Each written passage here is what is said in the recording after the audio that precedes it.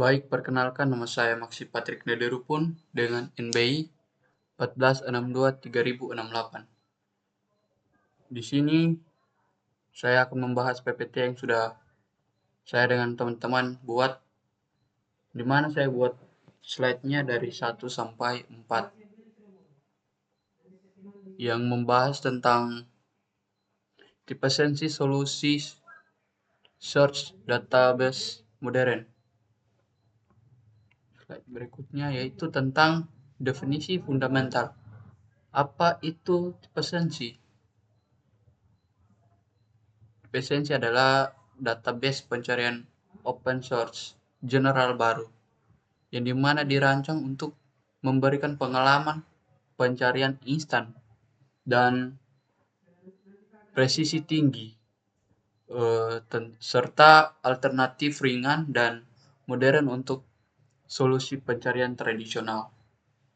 Kita lanjut ke slide berikutnya tentang latar belakang teknologi, yang dimana terdapat 4 bagian, yaitu dikembangkan untuk mengatasi keterbatasan database pencarian konvensional.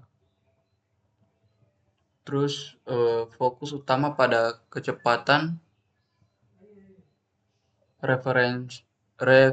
relevansi, dan kemudahan pengguna. Dibuat dengan bahasa C++ untuk performa maksimal, dan berikutnya didukung oleh komunitas pengembangan open source.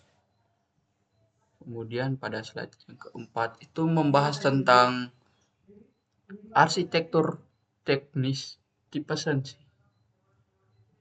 yaitu struktur internal. Struktur internal yaitu arsitektur K-vault dengan optimasi pencarian. Berikutnya menggunakan struktur data in memory untuk kecepatan serta dukungan persistent storage, dan kemudian indexing otomatis untuk optimasi pencarian. Ya, itu saja dari saya. Kemudian teman saya nanti akan menambahkan slide berikutnya. Terima kasih.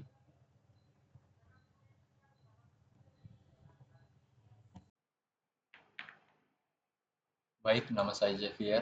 Di sini saya akan menjelaskan fitur utama dan keunggulan. Yang pertama ada fitur pencarian canggih. Di sini ada pencarian toleransi kesalahan, yaitu deteksi dan koreksi typo otomatis, ranking hasil pencarian berdasarkan relevansi, dan dukungan pencarian prefix dan substring.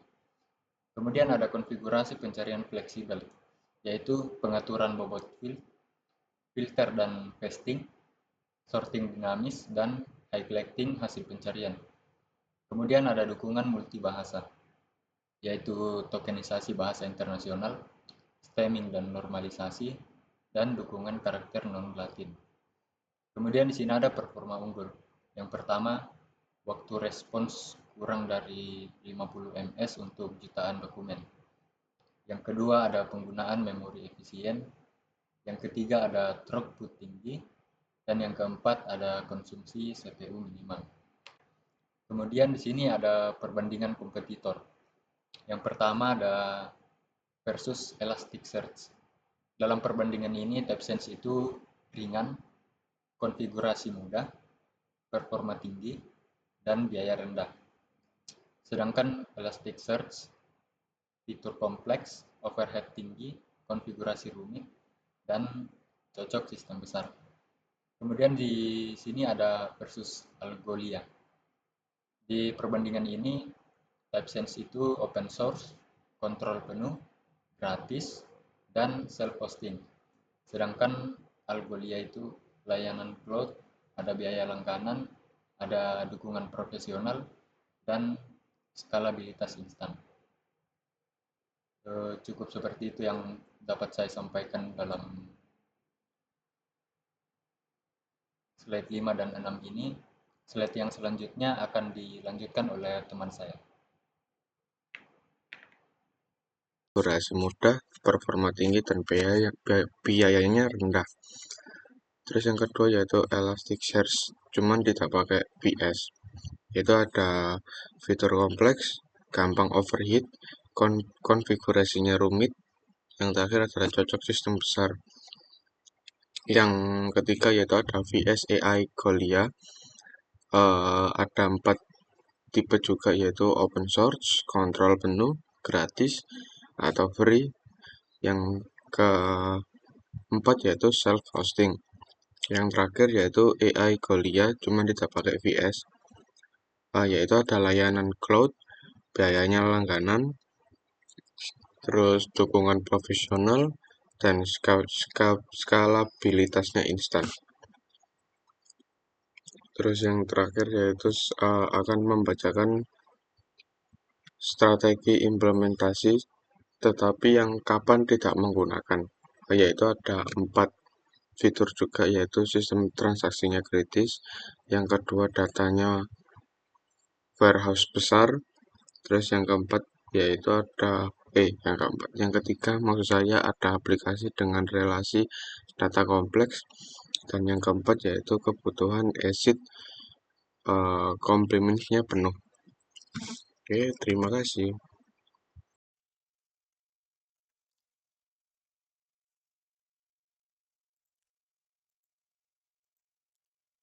Oke, untuk cara install TypeSense. TypeSense hanya dikhususkan untuk Linux, jadi jika ingin install di Windows harus ada pihak ketiga. Langkah-langkah install TypeSense. Yang pertama-tama itu install Docker terlebih dahulu, karena jika ingin menginstal TypeSense itu melalui pihak ketiga, yaitu install Docker. Kalau pakai aplikasi lain itu aku nggak tahu sih. Jadi pertama-tama itu install Docker terlebih dahulu, pergi ke web resmi dan install. Contohnya itu seperti gambar di bawah ini. Kemudian download WSL. Tadi sebelum install Docker, install softwarenya ya, bukan download ya. Sebelum install itu harus download WSL terlebih dahulu sebelum install ya. Pergi ke web GitHub ya, pasti ada di situ. Terus ketiga itu install Docker dan WSL. Setelah kedua ini terus jalankan Docker. Ini adalah hasil dari install kedua software. Kemudian setelah masuk ke software Docker, pergi ke terminal dan ketik ya Docker bla bla bla dan sampai satu ini ya. Terminalnya itu di bawah kanan ya. Ada tulisan terminal, kalian klik.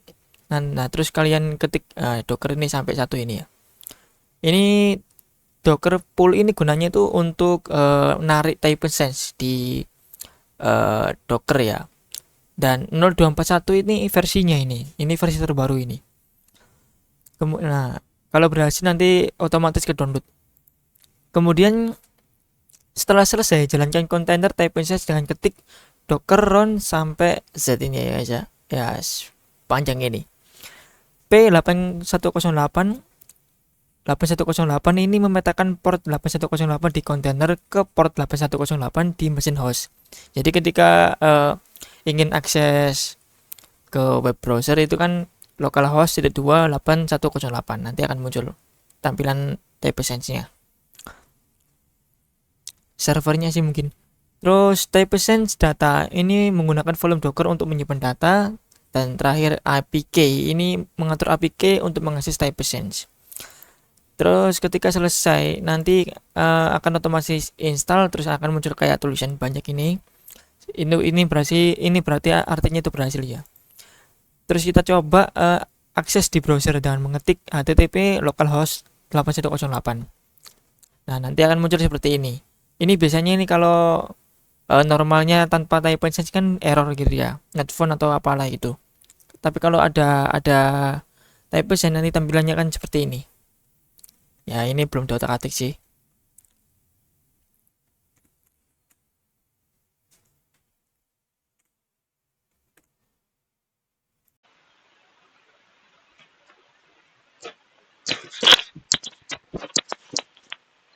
Nah, ada juga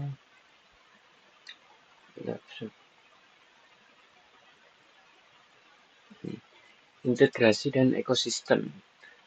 Integrasi dan ekosistem didukung dengan beberapa bahasa pemrograman seperti JavaScript, TypeScript, Python, PHP, Go, dan lain-lain. Nah, itu juga integrasi front end termasuk. Yang bisa disebutkan framework modern yang disebutkan yaitu React, Vue.js, Angular, Svelte. Nah, dan juga ada pustaka pendukungnya yang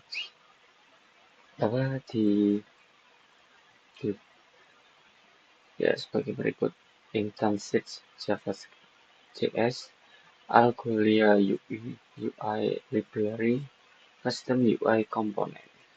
Oke, terima kasih.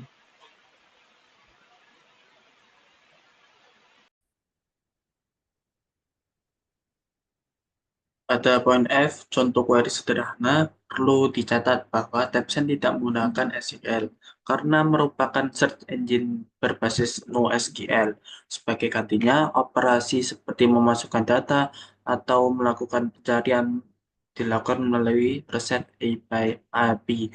Berdasarkan presentasi ini, bisa dilihat di PPT, menjalankan kontainer Tabsen. Perintah ini mengaktifkan server Tabsen di localhost dengan APK yang ditentukan. Setelah server aktif, kita dapat mengakses Tabsen melalui browser di http://localhost 8108. Ini adalah endpoint IP yang akan kita gunakan untuk query lebih lanjut. Bisa dilihat di PPT tersebut.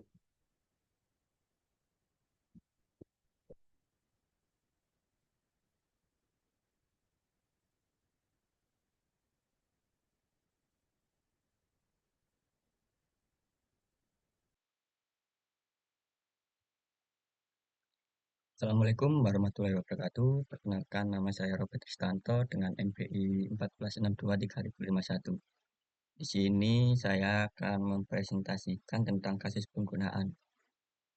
Pada slide ini saya akan membahas berbagai kasus penggunaan teknologi pencarian atau search engine di berbagai industri teknologi. Ini memiliki peran yang sangat penting dalam meningkatkan efisiensi dan pengalaman pengguna di berbagai konteks. Berikut adalah beberapa detailnya. Yang pertama, ada industri yang cocok. Ada e-commerce. Di industri e-commerce, teknologi pencarian digunakan untuk katalog produk dinamis, di mana informasi produk terus diperbarui sesuai kebutuhan pelanggan. Pencarian cepat membantu pengguna menemukan produk yang diinginkan dengan efisien. Rekomendasi produk memberikan saran yang relevan berdasarkan preferensi pengguna. Lalu ada media dan konten. Dalam media dan konten, implementasi pencarian mencakup yaitu portal berita yang memungkinkan pengguna menemukan artikel atau berita terkini dengan cepat. Blog dengan pencarian artikel memberikan akses mudah ke konten yang spesifik. Dokumentasi teknis yang membantu pengguna mencari informasi teknis dengan akurat. Lalu ada marketplace. Di platform marketplace, teknologi pencarian mendukung pencarian produk lintas kategori, memberikan fleksibilitas untuk menemukan produk dari kategori berbeda. Filter kompleks mempermudah pengguna mempersempit hasil pencarian. Suggesting search memberikan saran pencarian yang relevan.